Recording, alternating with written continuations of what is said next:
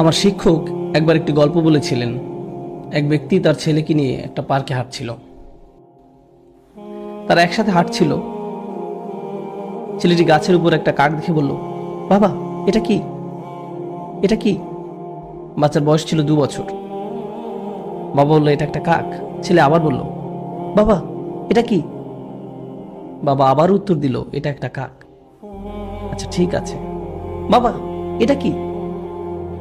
বাবা বলল, এটা একটা কাক। ও কাক, এটা কি? এটা একটা কাক। এভাবে 10 মিনিট ছেলেটি বাবাকে প্রশ্ন করে গেল। বাবা 30 বার উত্তর দিলেন। তিনি একটা ছোট ডায়েরিতে লিখে রাখলেন, আমার ছেলে আজ পার্কে হাঁটার সময় একটি কাককে নিয়ে 30 বার প্রশ্ন করেছে, যেটা ছিল পৃথিবীর সবচেয়ে সুন্দর জিনিস। 30 বছর পর ছেলের বয়স এখন 2 বছর না, তার বয়স 32 বছর। বাবা ছেলেকে ফোন করলো, আমি কি তোমার কাছে আসতে পারি?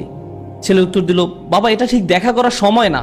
বাবা বললেন, আমাকে কিছুক্ষণ সময় দাও, আমার 10 থেকে 15 মিনিট দরকার, শুধু এইটুকু সময় হলেই চলবে। চলো গাড়িতে করে বের হই, তোমার সাথে কিছু ব্যাপারে কথা আছে। ছেলে বেশ বিরক্ত হয়ে, ঠিক আছে। বাবা আসলেন এবং গাড়িতে উঠে ছেলেকে নিয়ে পার্কে গেলেন। ছেলে মহা বিরক্ত হয়ে বলল, এসব কি বাবা, আপনি কি খুব দ্রুত বলতে পারবেন? আমার কাজ আছে। বাবা বললেন, শুধু আমার সাথে হাঁটো। তারা হাঁটছিল এবং গাছের উপর একটি কাক দেখতে পেল। বাবা বললেন, বৎস এটা কি? তুমি কি সত্যিই জানতে চাও এটা কি? এটা একটা কাক।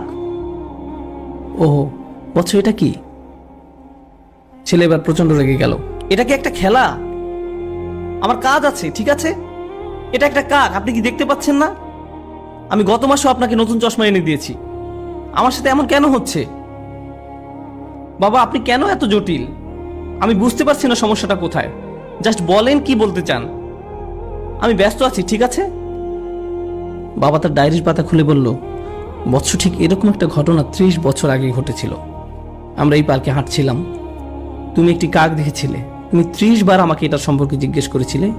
আমি প্রতিবার হেসে উত্তর দিয়েছিলাম, আর এখন তুমি দ্বিতীয়বারও উত্তর দিতে পারছো না।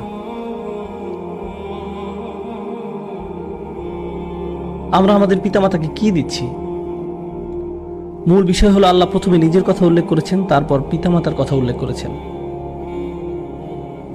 তোমরা নিজেরাই চিন্তা করো, তারা তোমাদের জন্য কি করেছেন এবং তোমরা তাদের জন্য কি করছো।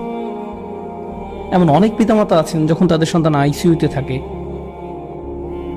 তারা ছোট্ট গ্লাস বক্সের দিকে তাকিয়ে দাঁড়িয়ে থাকেন, যার ভিতরে শিশুটি আছে। দিন রাত 24 ঘন্টা হাসপাতালে শুধু দাঁড়িয়েই থাকেন, কখনো বসেন না, শুধু দাঁড়িয়ে থাকেন। ভেন্ডিং মেশিনের খাবার দিয়েই তাদের জীবন চলছে। আর ঠিক এই সন্তানই বড় হলে ফোন করে খবর নেওয়ারও সময় হয় না। কত মা তার সন্তান ভূমিষ্ঠ করতে মৃত্যুর কাছাকাছি চলে যায়, আর এখন তার ফোনের উত্তর দেওয়া অনেক কঠিন হয়ে পড়েছে।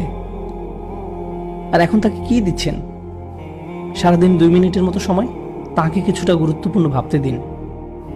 এটা কতটা অন্যায্য যে আপনি তাদের নিকট ছিলেন সবচেয়ে গুরুত্বপূর্ণ, আর এখন তারা আপনার কাছে গুরুত্বহীন। এটা কতটা ন্যায় বিরুদ্ধ। তারা এই যন্ত্রণা প্রতিদিন বয়ে বেড়ায় যে আমি আমার সন্তানের কাছে কিছুই না, আমি তাদের কাছে কিছুই না, আমি তাদের কাছে মূল্যহীন, আমার জন্য তাদের হাতে কোনো সময় নেই। কোনো কিছু আপনার কাছে মূল্যবান মনে হলে তাতে আপনি সময় দান করেন। বেশিরভাগ ক্ষেত্রে এই সময় আমরা পিতামাতার কাছ থেকে দূরে সরে থাকতে চাই। আপনি আপনার বন্ধুদের সাথে থাকতে চান, নিজের মতো করে থাকতে চান, মাতা পিতার সাথে থাকতে চান না। এই বদ অভ্যাসটা আপনিই বাড়তে দিয়েছেন, আর সময়ের পরিক্রমায় এটা আরো খারাপ হতে থাকবে। আমাদের পিতামাতা অনেক অনেক বেশি আবেগপ্রবণ, তারা খুবই রক্ষণাত্মক। এটা বুঝতে পারবেন না যতক্ষণ না আপনি নিজে পিতামাতা হবেন। আপনার বয়স 60 হলেও আপনি তাদের কাছে শিশু। তারা এখনো স্মরণ করতে পারে আপনার ময়লা ন্যাপকিন পরিষ্কার করার কথা, আপনাকে দুধ খাওয়ানোর কথা, কিভাবে ঢেকুর তুলেছেন, পিছনের সিটে বসানোর পর কিভাবে আপনাকে পরিষ্কার করেছে, খাইয়েছে। আপনি স্মরণ করতে পারেন না, কিন্তু তারা পারে। আমার সন্তান এটি মনে রাখবে না। গাড়িতে বসা অবস্থায়, আব্বু টয়লেটে যাবো, টয়লেটে যাবো, টয়লেটে যাবো, হঠাৎ করে সে চুপ হয়ে যায়। আমি বললাম, জানালা নামিয়ে দেয়, এখনই সময়।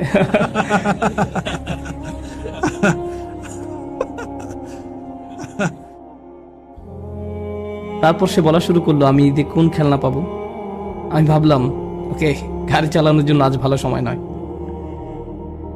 তারপর সে যখন কলেজ থেকে গ্রাজুয়েশন করেছে, একদিন বিয়ে করেছে, সে তখন আর এটা মনে রাখবে না। কিন্তু কে কখনো ভুলে যাবে না? আমি কখনো ভুলে যাব না।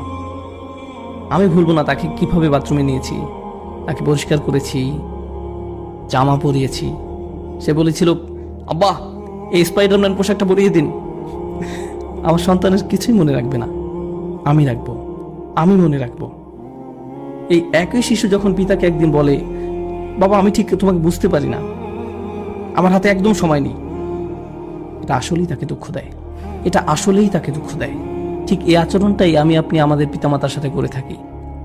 তারা ছিল আমাদের জীবন, আমাদের জন্য তারা তাদের জীবন দিয়েছেন, তাদের ক্যারিয়ার বিসর্জন দিয়েছেন, তাদের ছুটি, তাদের বন্ধু বান্ধবদের সঙ্গ ত্যাগ করেছেন। আপনি জানেন সেটা? আমি এটা এখন জানি, আমি তখন জানতাম না। আপনি আসার আগ পর্যন্ত তাদের জীবনের এক ধরনের পরিকল্পনা করা ছিল, আর আপনি আসার পর আপনি হয়েছেন তাদের পরিকল্পনা।